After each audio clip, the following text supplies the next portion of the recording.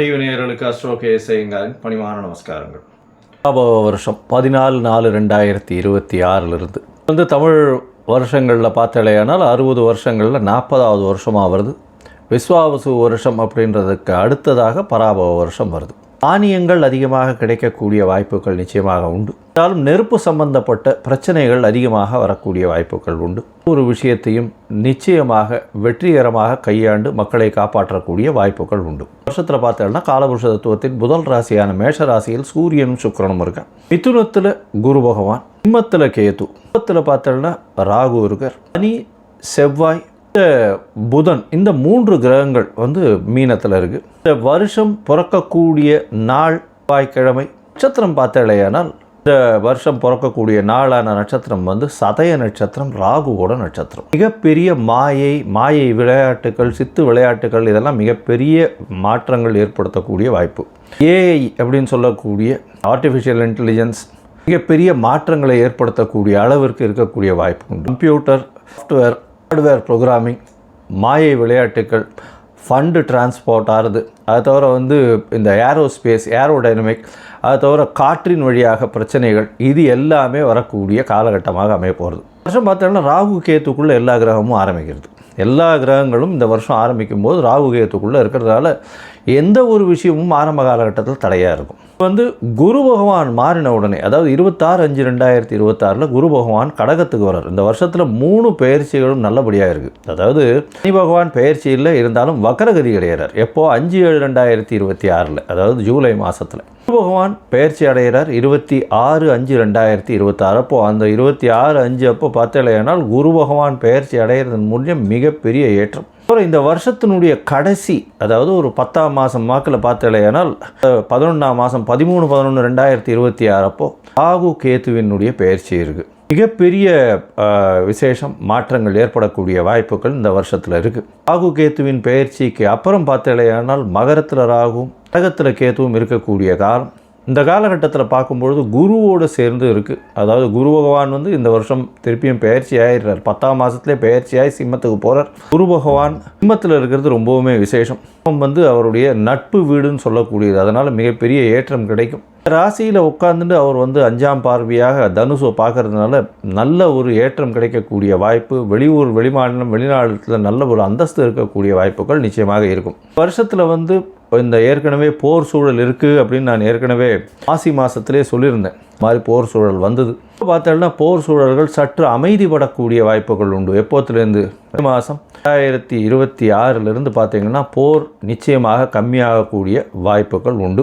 11ஆம் மாதத்துக்கு அப்புறம் போர் நிச்சயமாக தனியக்கூடும், ரொம்பவுமே தனியக்கூடும். இந்தியன் கண்ட்ரீஸினுடைய கை ஓங்கக்கூடிய வாய்ப்புகள் நிச்சயமாக இருக்கும். வெஸ்டர்ன் கண்ட்ரீஸ் கொஞ்சம் பிரச்சனைகள் ஆகக்கூடிய வாய்ப்புகள் நிச்சயமாக உண்டு.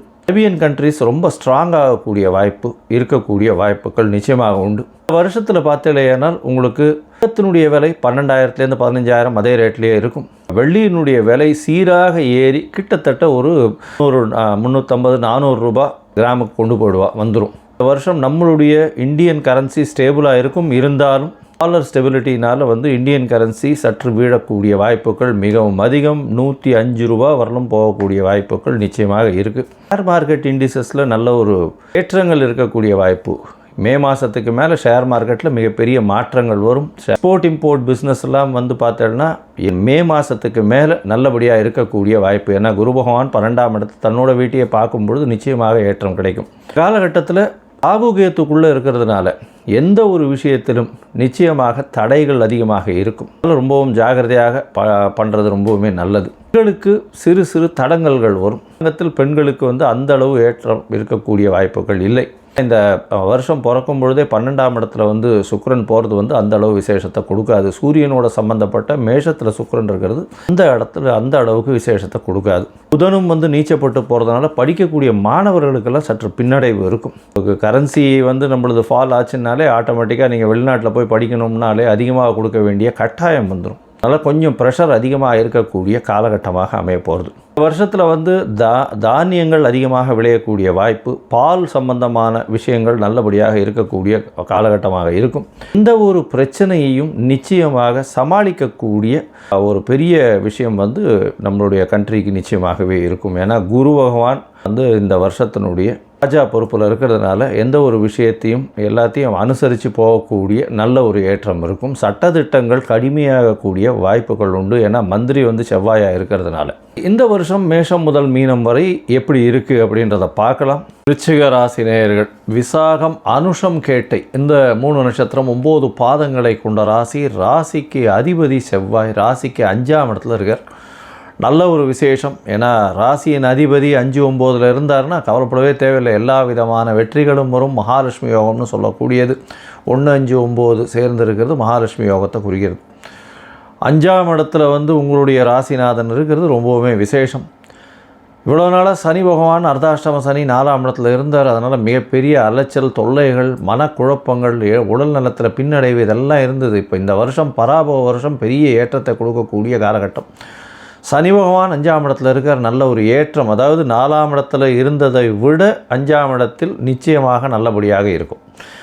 அதனால் 5ஆம் இடம் சனி பகவானுக்கு நல்ல ஒரு இடமா அப்படின்னா அப்படி கிடையாது. 5ஆம் இடம்ன்றதும் ஓரளவு அதாவது கொஞ்சம் பெட்டராக இருக்கக்கூடிய இடம். 4ஆம் இடத்தை விட 5ஆம் இடம் நல்லபடியாக இருக்கும். இதில் ஒரு பெரிய விசேஷம் என்ன அப்படின்னா, குரு பகவான் மாறினார்னா உங்களுக்கு ஒரு பெரிய ஏற்றம் கொடுப்பார். மே மாத கடைசியிலேருந்து பார்த்தேன்னா உங்களுக்கு எல்லா விதமான ஏற்றமும் உண்டு. ஏன்னா 9ஆம் இடத்துல குரு, ஓடிப்போனவனுக்கு 9ல் குருன்னு சொல்லக்கூடிய வாக்கியம் ஜோதிடம். அதனால் 9ஆம் இடத்தில் குரு பகவான் வரும்பொழுது வெளிநாடு, வெளியூர், வெளிமாநில பிரயாணம் உண்டு. படிப்புக்காக வெளிநாடு போயிட்டு வரக்கூடிய வாய்ப்புகள் நிச்சயமாக உண்டு. உடல் நலத்தில் நல்ல ஒரு ஏற்றம் இருக்கக்கூடிய காலகட்டம் நிச்சயமாக இருக்கும். குழந்தைகள் மூலியமாக பெருமை இருக்கும். குழந்தை பிராப்தி ஏற்படக்கூடிய பாக்கியம் நிச்சயமாக இருக்கும். எடுத்த காரியங்கள் எல்லாவற்றிலும் வெற்றி. இவ்வளோ நாளாக மனக்குழப்பம் இருந்துகிட்டே இருந்திருக்கும். என்னடா இது எப்படி ஆக போகிறது? ஏன்னா குரு பகவானும் 8ஆம் இடத்துல மறைஞ்சிருக்கார். இந்த மே மாத கடைசி வரலும் 26 வரலும் பார்த்தாலும் குரு பகவான் மறைஞ்சிருக்கார். 8ஆம் இடத்துல போயிருக்கார். 8ஆம் இடத்துல மறைஞ்சிருக்கும் பொழுது பணத்தை கொடுப்பார், செலவுகளை அதிகமாக கொடுப்பார், வெளியூர் வெளிமாநில பிரயாணம் கொடுப்பார். உடல் இருந்தாலும் மனசுக்குள்ளே குழந்தைகளை பற்றி ஒரு யோசனைகள் மனசுக்குள்ளே போயிட்டே இருக்கும். அது எந்த அளவு வெற்றி அடையும் அப்படின்ற மாதிரி மன கிளேசங்கள் அதிகமாக இருக்கக்கூடிய காலகட்டம். வெற்றிகள் தடைபடும். ஏன்னா 8ஆம் இடத்துல குரு பகவான் போகிறதுனால அந்தளவு விசேஷத்தை கொடுக்காது. அதனால் எப்படி இருந்தாலும் ஒரு பெரிய ஒரு ஏற்றம் வரணும் அப்படின்னா குருவினுடைய பார்வை உங்களுடைய ராசியில் விழுந்ததுன்னா அது மிகப்பெரிய ஏற்றம். ரிச்சிக ராசிக்காரர்களுக்கு குரு பார்வையும் அது மே மாத கடைசிக்கு மேலே விழுறதுனால அந்த காலகட்டம் வரலும் ரிச்சிக ராசிக்காரர்களுக்கு பெரிய ஏற்றம் கொடுக்காது. அதன் மூலியமாக பார்த்தலையானால் உங்களுக்கு உடல் நிலையில் சற்று பின்னடைவு இருக்கும். பணவரவு நல்லபடியாக இருக்கக்கூடிய வாய்ப்புகள் நிச்சயமாக உண்டு.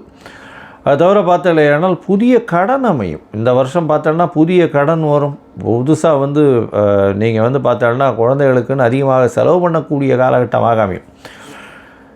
இந்த வருஷம் 5ஆம் இடத்துல இருக்கக்கூடிய சனி பகவான் மூலியமாக நல்ல ஒரு ஏற்றம் கிடைக்கக்கூடிய காலகட்டமாக அமைய போகிறது. அதை தவிர பார்த்தோன்னா 11ஆம் மாதம் நவம்பரில் ராகு கேத்து பயிற்சி வேறு வருது. 3ஆம் இடத்தில் ராகு, 9ஆம் இடத்துல கேத்து பகவான் போகிறார். 3ஆம் இடத்துல ராகு பகவான் வரும்பொழுது பார்த்தோன்னா நல்ல ஒரு ஏற்றம் இருக்கும். முயற்சிகள் அனைத்திலும் வெற்றி கிடைக்கக்கூடிய காலகட்டம். எந்த ஒரு முயற்சியாக இருந்தாலும் வெற்றி.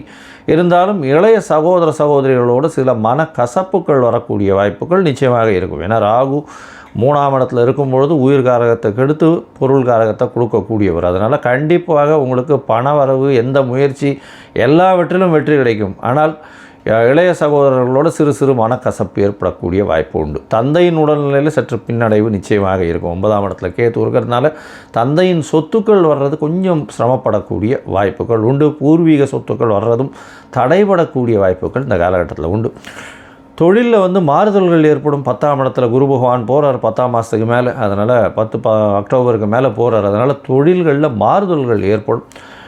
இருந்தாலும் பார்த்தலையானால் உங்களுடைய ராசிக்கு பண வரவிற்கு பஞ்சம் இருக்கவே இருக்காது. கவலைப்பட தேவையில்லை. மொத்தத்தில் பார்க்கும்பொழுது இந்த விருச்சிக ராசிக்காரர்களுக்கு மிகவும் ஏற்றமான காலம். இவ்வளோ நாளாக பட்ட கஷ்டம் எல்லாமே இந்த வருஷத்தில் இருக்கவே இருக்காது. பராபவ வருஷம் பெரிய ஏற்றத்தோடு இருக்கக்கூடிய வருஷமாக அமையும். மே மாதத்துக்கு மேலே உங்களுக்கு ஒரு பெரிய யோகம் கிடைக்கக்கூடியது. உடல் நலத்தில் நல்ல ஒரு சீரான ஒரு ஏற்றம் இருக்கக்கூடிய வாய்ப்பு, தீர்க்கமான சிந்தனை இருக்கக்கூடிய வாய்ப்பு, குழந்தை பிராப்தி ஏற்படக்கூடிய பாக்கியம். அது தவிர முயற்சிகள் எல்லாமே உங்களுக்கு கை கொடுக்கக்கூடிய காலகட்டமாக அமைய போகிறது. ராகு கேதுவின் பெயர்ச்சியும் பெரிய ஏற்றத்தை கொடுக்கக்கூடிய வாய்ப்பு. ராகு 3ஆம் இடத்துல போய் இருந்து மகர ராகுவாக வேறு போய் இருக்கார். நல்ல ஒரு ஏற்றம் கிடைக்கக்கூடிய காலகட்டமாக இந்த காலகட்டம் அமைய போகிறது. எடுத்த காரியங்கள், எடுத்த முயற்சிகள் எல்லாவற்றிலும் வெற்றி. மறைந்த இடத்துலேருந்து பொருள் வரக்கூடிய வாய்ப்பு. எழுத்துப் பணியில் இருக்கிறவங்களுக்கு நல்ல ஒரு ஏற்றம். மைனிங் செக்டரில் இருக்கிறவங்களுக்கு திடீர் பண வரவு. மெடிக்கல் செக்டரில் இருக்கிறவங்களுக்கு பெரிய ஏற்றம். அதுவும் மைக்ரோபயாலஜி அந்த மாதிரி செக்மெண்ட்டில் இருக்கிறவங்களுக்கெல்லாம் திடீர் ஏற்றங்கள், மாற்றங்கள் வரக்கூடிய வாய்ப்புகள் நிச்சயமாக உண்டு. இந்த விருச்சிக ராசிக்காரர்களுக்கு ஒன்றே ஒன்று தான், போய் திருச்செந்தூரில் முருகப்பெருமானை தரிசனம் பண்ணிட்டு வாங்கும். அதை தவிர துர்கை அம்மனுக்கு செவ்வாய்க்கிழமை வழக்கு போடுவோம். இது ரெண்டும் பண்ணிகிட்டே வாங்கும். இந்த வருஷம் பாருங்கள், உங்களுக்கு பெரிய மாறுதல்களை கொடுக்கும். மனசில் நீங்கள் உங்களுக்கு ஏற்பட்ட மாறுதல்கள் உங்களுக்கு ஏற்பட்ட வடுக்களை எல்லாம் தாண்டி ஒரு பெரிய சந்தோஷத்தை கொடுக்கக்கூடிய ஆண்டாக இந்த பராபவ வருஷம் அமைப்போகிறது. கடவுள் அருள் டிவியை பார்த்தமைக்க நன்றிகள். மேலும் இது போன்ற தகவல்களை தெரிந்து கொள்ள கடவுள் அருள் டிவியை சப்ஸ்கிரைப் செய்யுங்கள். மறக்காமல் பெல் ஐக்கானை கிளிக் செய்யுங்கள்.